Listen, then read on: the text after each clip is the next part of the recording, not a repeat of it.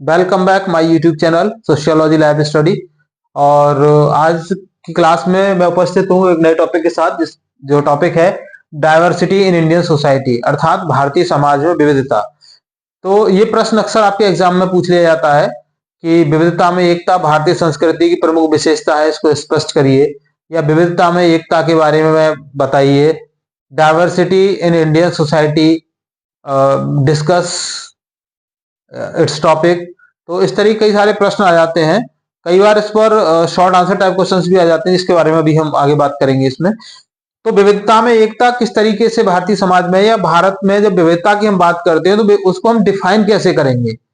तो सबसे पहले इसका तरीका है उसको डिफाइन करने का कि इसको मैंने 1 2 3 4 5 6 7 भागों में इसको बांट दिया है, क्योंकि इन सबको मिलकर के ही भारतीय जो संस्कृति या भारतीय समाज बनता है।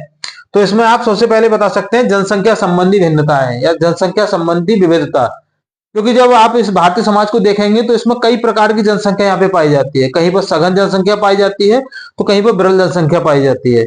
जनसंख्या की दृष्टि से देखें तो सन 2011 की जो जनगणना हुई थी, क्योंकि 21 में तो हुई नहीं, तो अभी तक हमारे पास में जो आंकड़े हैं या जो डेटा है वो 2021 की जनगणना का है। तो 2021 की जनगणना के अनुसार 121 करोड़ लोग जो है हमारे देश में, जो हमारी आबादी हमारे देश की थी, आज हम 140 करोड़ को भी पार कर गए हैं।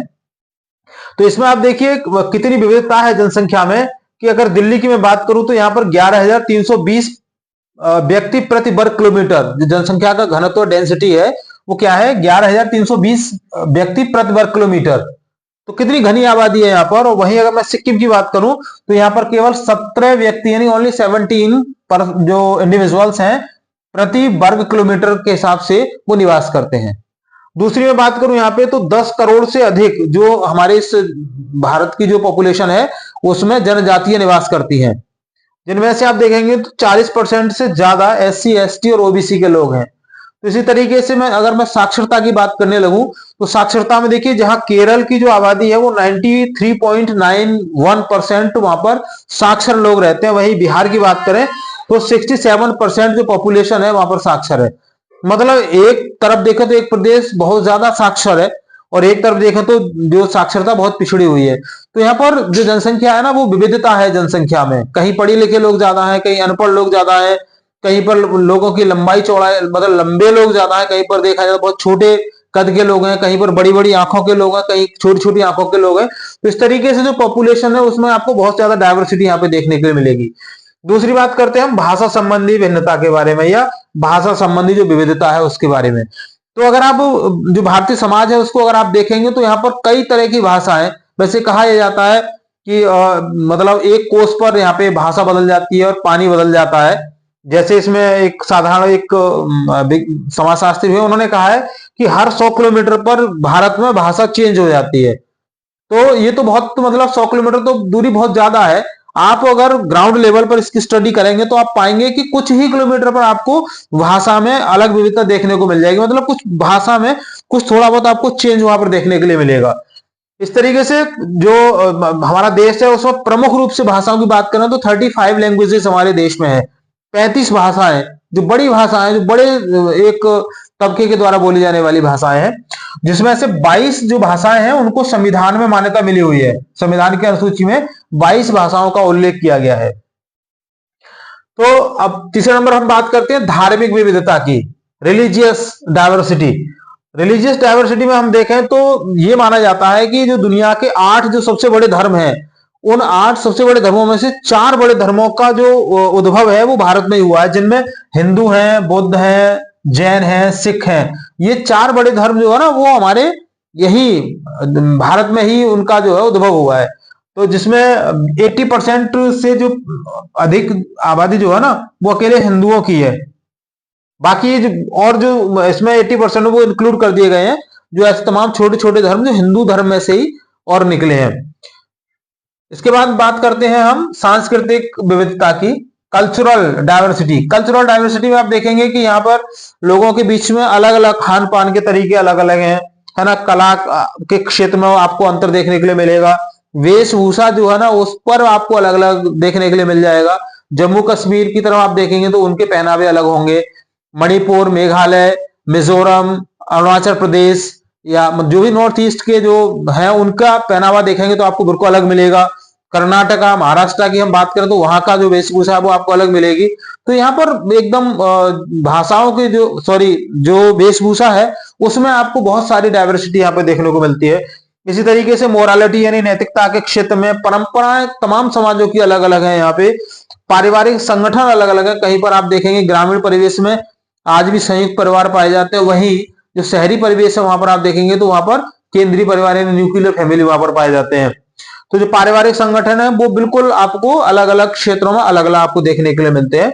तो ये बहुत सारी डाइवर्सिटी है, कल्चरल डाइवर्सिटी।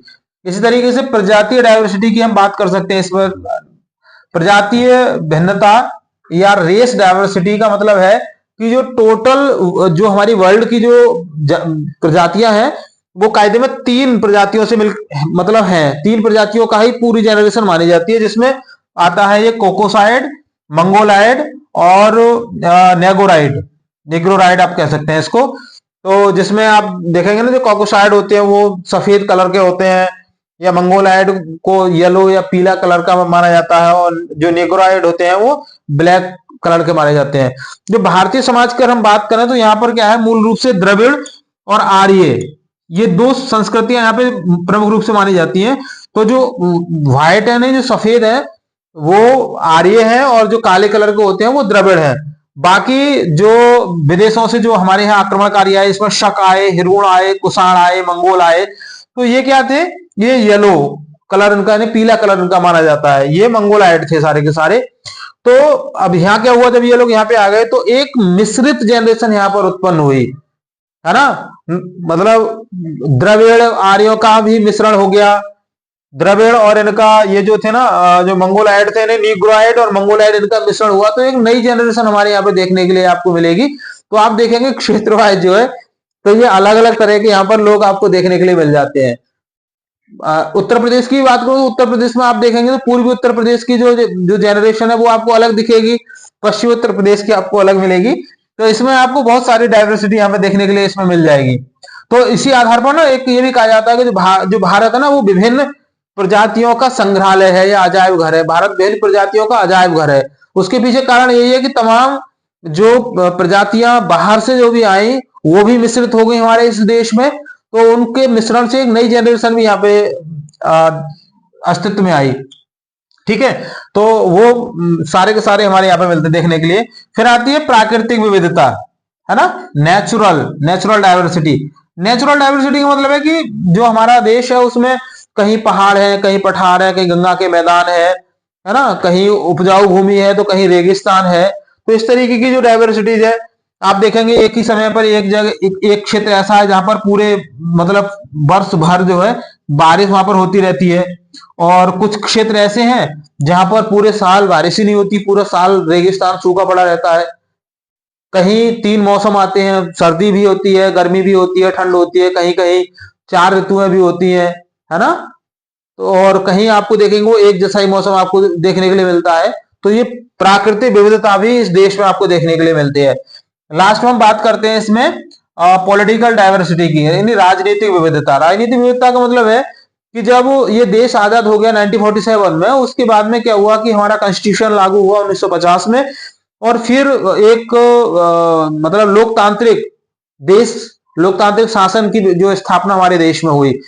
तो उसमें क्या हुआ कि बहुदलीय शासन प्रणाली को यहाँ पे मान्यता दी गई, और तमाम जो क्षेत्रीय पार्टियां जो यहाँ पे अस्तित्व में आ गई, तमाम क्षेत्रीय पार्टियां निकल के आई। तो जो मल्टी पार्टी सिस्टम हमारे देश ने अडॉप्ट किया, तो तमाम लोगों ने अपने क्षेत्रीय आधार पर, भाषा के आधार पर अपनी अपनी पार्टियों को बनाया, और वो लोग जो है सत्ता में आए। राज्यों में वो लोग कहीं कहीं अपने उस क्षेत्रीय आधार पर अपने उस क्षेत्र में राज कर रहे हैं, मतलब वहां पे वो डोमिनेंट पार्टी है। जैसे तेलुगु देशम है, क्षेत्रीय पार्टी कही जाती है, समाजवादी है, क्षेत्रीय पार्टी कही जाती है। इसी तरीके से तृणमूल कांग्रेस है, वो क्षेत्रीय पार्टी कही जाती है, क्योंकि वो पश्चिम बंगाल के अलावा और कहीं उसका अस्तित्व नहीं है। इसी तरीके से और भी तमाम अगर आप देखेंगे, जैसे नागालैंड में भी छोटी पार्टियां हैं, मिजोरम में भी छोटी पार्टियां हैं, और आपके सिक्किम में भी छोटी पार्टियां, तो वो क्षेत्रीय पार्टियां हैं। तो इस तरीके से हम बात करते हैं यहाँ पर जो डाइवर्सिटी है हमारे भारतीय समाज में, डाइवर्सिटी इन इंडियन सोसाइटी, इनके आधार पर आप इन टॉपिक्स को लिख करके आप इस प्रश्न का आंसर आप विस्तार से लिख सकते हो। सो आज की क्लास में बस इतना ही। अगर कोई क्वेरी है तो आप मुझे कमेंट बॉक्स में लिख के बता सकते हैं। जुड़ने के लिए थैंक यू। अगर चैनल पर नए हैं तो उसको सब्सक्राइब जरूर कर लीजिए। वीडियो पसंद आए तो लाइक शेयर कीजिएगा। मिलते हैं नेक्स्ट क्लास में। जय हिंद।